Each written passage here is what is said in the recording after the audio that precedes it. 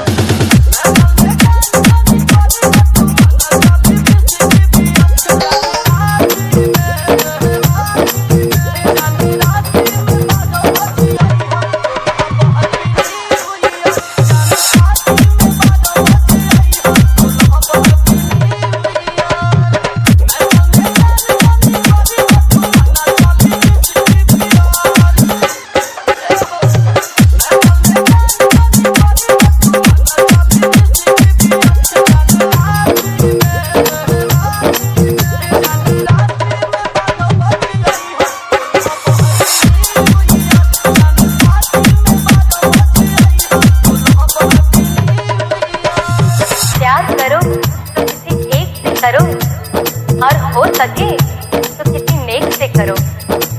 प्यार करो तो किसी एक से करो, और हो सके तो किसी नेक से करो।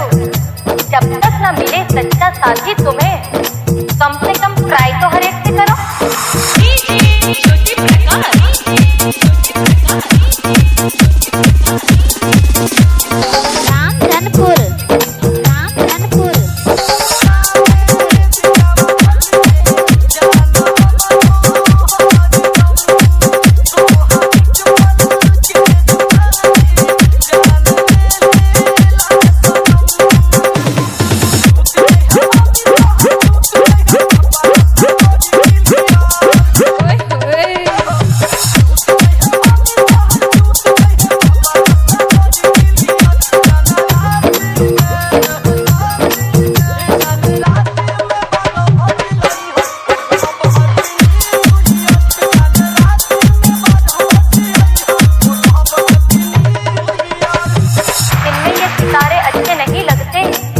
और दुनिया के नजारे भी अब अच्छे नहीं लगते।